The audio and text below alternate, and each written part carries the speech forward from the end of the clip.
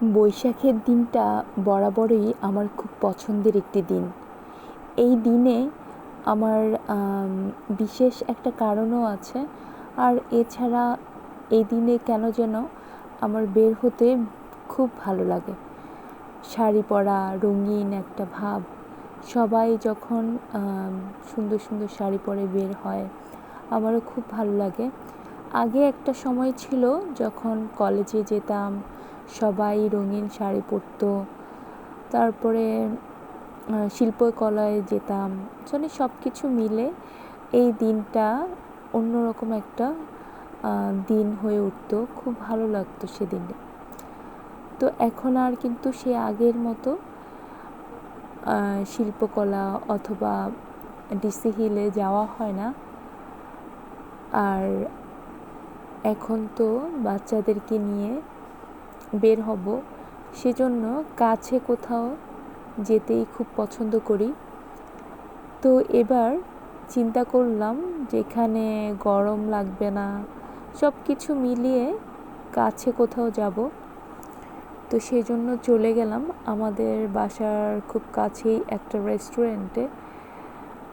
আসলে এখন আর রেস্টুরেন্টে যাওয়া ছাড়া উপায় নেই, কারণ বাহিরে যে প্রচণ্ড গরম, এই গরমের মধ্যে বাচ্চাদেরকে নিয়ে গেলে তারা আরও অসুস্থ হয়ে যাবে। সব কিছু মিলিয়ে তো রেস্টুরেন্টে যাব, সেটাই চিন্তা করলাম।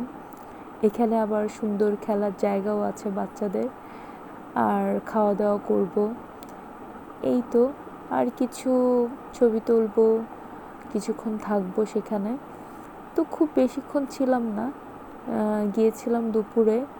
তো বিকালের মধ্যেই আবার চলে এসেছি, 2-3 ঘন্টার মতো ছিলাম।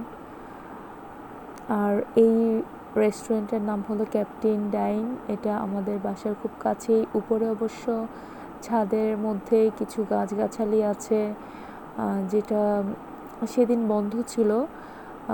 বন্ধ ছিল বলতে তারা হয়তো বা বিকালে খুলে দিবে, দুপুরের টাইমটাতে বন্ধ রেখেছিল, ছাদে ওঠা হয়নি। তো এর মধ্যে বাসায় চলে এসেছি, আর কিছু রান্না বান্না করছি, কিছু জিনিস গুছিয়ে নিচ্ছি। তো ফালুদা রান্না করলাম, আর এখানে করেছি চিকেন। ফালুদাটা একটু ঘন হয়ে গিয়েছিল, সেজন্য আলাদা করে আবার দুধ জাল দিয়ে নিয়ে দিয়ে দিয়েছি, আর সাথে ফ্রুটস কেটে নিলাম। ফালুদা খেতে কিন্তু গরমকালে খুব ভালোই লাগে, সাথে একটু আইসক্রিম মিক্স করে ফ্রুটস, আইসক্রিম, ফালুদা এটা হলো রাঁধুনি যে ফালুদা মিক্সটা পাওয়া যায়, সেটাই রান্না করেছি। তো এদিকে আদা রসুন এগুলো পেস্ট করে নিয়েছি, আর ফালুদাটা করলাম, সাথে চিকেন কারি করেছি। তো সব কিছু বাসায় এসে আবার গুছিয়ে নিলাম। আর ফালুদাটাও সন্ধ্যার নাস্তা হিসেবে করেছি, সাথে রুটি আছে, পরোটা ছিল, তারপরে ব্রেডও ছিল। মানে সব ধরনের আইটেমই ছিল, যেটা যার ভালো লাগে খাবে। তো এই তো একটু সাজিয়ে নিলাম ফালুদাটা। তো বেশ মজাই হয়েছে। তো আজকের মতো এতটুকুই।